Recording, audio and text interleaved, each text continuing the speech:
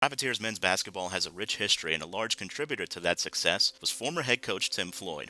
In 6 seasons with New Orleans, Coach Floyd had a winning percentage of .681 and 5 trips to the postseason. Here's a trip down memory lane to a portion of the glory days of Privateer basketball. Well, it was the most fun job I ever had, and my wife would agree with that. Beverly loved the city. We still have great friends from that time. There's no more exciting city in the United States. All these cities are the same: Pittsburgh, Cleveland, Detroit, Kansas City. Tall buildings, suburb, but they don't have the charm of the architecture. They don't have the charm of the music. They don't have the diversion of different cultures and people. And it's a special town. It's always been our adopted hometown. We're so proud that we were able to coach there, and the relationships that we built, and the support that we had from the fans, the administration. And as a young coach, if I was doing it again, I would do exactly the same thing. I'd be right back there in Lakefront Arena doing it.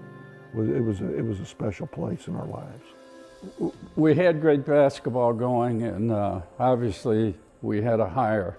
I had people from everywhere applied for the job. Don Haskins at UTEP, the famous coach, he must have called me 50 times. And he just said, "I'm telling you, he can coach, you need to hire him." I mean, he'd call, and I couldn't get off the phone.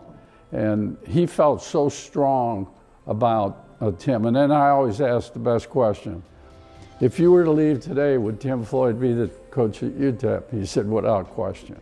I mean, those are pretty good endorsements. And you check everything else out, and you know, people were saying, you know, he's one of the brightest young coaches around. So we brought him in, and obviously he had a great interview.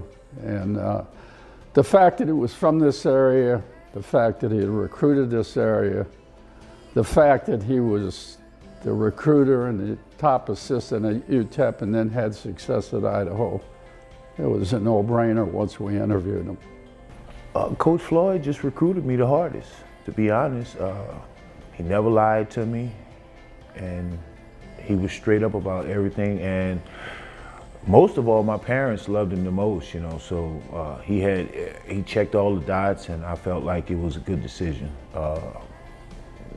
no matter what the size of the university was. And they were winning, you know. It wasn't like I stepped into a situation where they were losing. They had just won the conference the year before, so I felt like I was gonna win immediately. Tim was the perfect guy for me. I realized that over the years.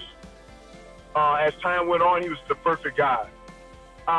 He told me the things I needed to work on every year and all of that. He was very patient. And he got in the gym a lot of times to work with me on his own. He was the one that told me, show me how to pivot and how to chest pass and all of that. He means everything for me. I played for a lot of coaches as far as on a professional level, but if I had to give credit to anybody for Urban Johnson, it would be him, number one. Number one. It was fun building, and it was fun watching our crowds grow. And you know what? We also played good people. We brought good people in to play at our place. Virginia, Notre Dame, Oklahoma State, Memphis, Florida State, Pittsburgh, Ohio State. There were many others, but Maestri allowed us to do what we thought was the right formula to go do it. He understood it, he got it. And I'm even more appreciative now as I look back at our career. He's just the kind of guy that everybody likes, easy to get along with, and had a great career here.